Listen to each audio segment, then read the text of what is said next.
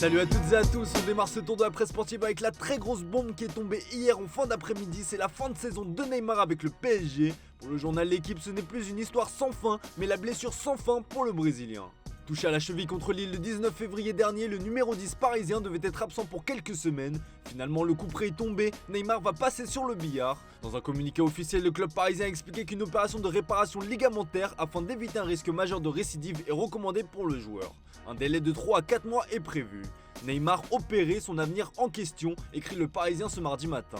Sa nouvelle blessure a vivement fait réagir la planète foot. En Espagne, le journal Sport a une pensée pour lui. Neymar au bloc opératoire et fin de saison, lance le quotidien espagnol.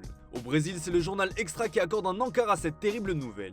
Sur ses réseaux sociaux, le principal intéressé est sorti du silence et a lâché un message à ses fans. J'en reviendrai plus fort. Une fois de plus, le PSG devra faire sans sa star brésilienne pour un huitième de finale retour de Ligue des Champions. Malheureusement, c'est devenu une habitude pour le Ney depuis son arrivée dans la capitale. Pour être bien complet, dans ses pages d'intérieur, le quotidien L'équipe révèle une autre bombe en expliquant que toutes ces blessures auraient pu être évitées. En effet, à son arrivée, il avait passé la traditionnelle visite médicale et cette dernière avait révélé que son pied droit était en mauvais état. Le journal explique que plusieurs spécialistes orthopédiques pensent que le choix de l'avoir fait jouer dès son arrivée, au lieu de le soigner, n'a pas été sans conséquence. On file en Italie du côté de la Juventus où la défaite face à l'AS Roma a fait pas mal de dégâts. Comme vous pouvez le voir sur la une de Tuttosport, en ce moment à la Juve, c'est un peu nous seuls contre tout le monde. Le quotidien transalpin explique qu'il y a eu des larmes de colère dans le vestiaire après la défaite face au club de la Louve, mais pas question de baisser les bras, l'équipe n'a jamais été aussi unie et déterminée, précise le quotidien.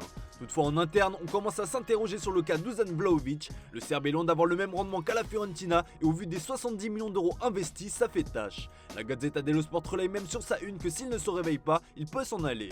Et ça vaut d'ailleurs pour Moïse Kean qui s'est fait expulser seulement 40 secondes après son entrée en jeu face à l'AS Roma. Pour le Corriere dello Sport, la dernière cascade de Kean crée 28 millions de problèmes. Ce chiffre correspond au montant de l'option d'achat obligatoire dans son prêt. Pour rappel, Everton est déjà assuré de toucher 7 millions d'euros dans l'opération, montant du prêt payant. Allez, on continue à parler mercato et pour ça on file en Espagne du côté du FC Barcelone. Et comme l'été dernier, le Barça risque de se montrer très actif. Et vous l'aurez reconnu sur la une du Mundo Deportivo, c'est le français Aymeric Laporte qui est dans le viseur. Comme l'écrit le journal espagnol, Laporte se met à portée du club catalan. En effet, comme on vous l'a révélé sur notre site, le défenseur de Manchester City, qui est lassé de son rôle de remplaçant, a ouvert la porte à un départ. Évidemment, ce n'est pas le seul joueur que le Barça vise du côté des Citizens. Le rêve Bernardo Silva est toujours bien présent, tout comme l'opportunité Ilkay Gundogan qui, on le rappelle, sera libre cet été. Autre joueur dans cette situation, c'est Marco Asensio du Real Madrid. Plusieurs écuries comme l'AC Milan, Arsenal ou encore le PSG ont montré un intérêt pour l'Espagnol. Mais Sport explique dans ses pages intérieures que le joueur de 27 ans a ouvert la porte à des discussions avec le Barça. Ce dernier serait donc prêt à trahir la Casablanca pour l'ennemi.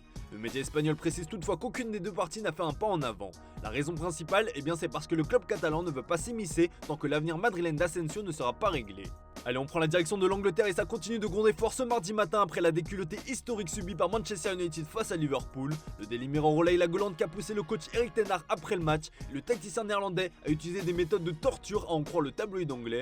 Assis comme des canards comme vous pouvez le lire, les joueurs ont dû revoir quelques clips vidéo de la rencontre face aux Reds, un moyen de mettre en colère ses joueurs. Au coup de sifflet final, ten Hag avait déjà employé la méthode forte en demandant à ses joueurs de s'asseoir en silence et d'écouter les sons des joueurs de Liverpool célébrant leur victoire à Anfield. Fermez-la et recommencez à travailler, écrit durement le Daily Star sur sa une. Dans ses pages intérieures, le tabloïd anglais va plus loin et s'interroge sur le rôle de capitaine de Bruno Fernandes après la débâcle face aux Reds. Le tabloïd cite plusieurs noms comme ceux de Varane, Rashford ou encore Casemiro pour le remplacer dans cette tâche. Une chose est sûre, les murs ont tremblé du côté de Manchester United.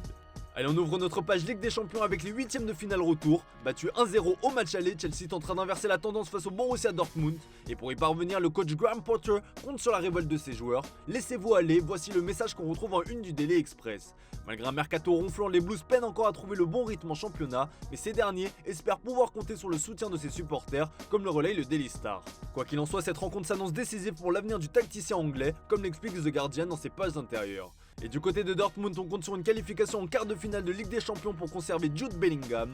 Sur son site, le média allemand Bild explique que la prime de 10,6 millions d'euros pour une qualification au prochain tour permettrait de payer une éventuelle augmentation salariale pour le joueur. Toujours selon le média, le B4B n'a pas abandonné l'idée de prolonger son crack. En interne, on estime que c'est du 50-50. Affaire à suivre.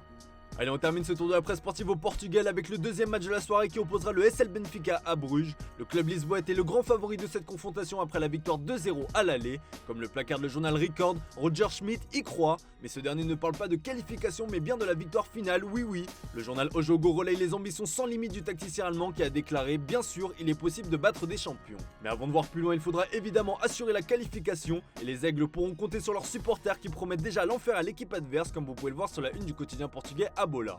Pour le journal belge de la dernière heure, il faudra forcer le miracle pour sortir de la crise. Le petit pousset de la compétition traverse une période compliquée où ils sont notamment largués pour le titre de champion de Jupiler League. Voilà les amis, c'est tout pour ce matin, merci pour votre fidélité, restez bien connectés, on se retrouve tout de suite sur notre chaîne Twitch pour débriefer cette revue de presse, sinon à ce soir pour un nouveau JT sur Foot Mercato.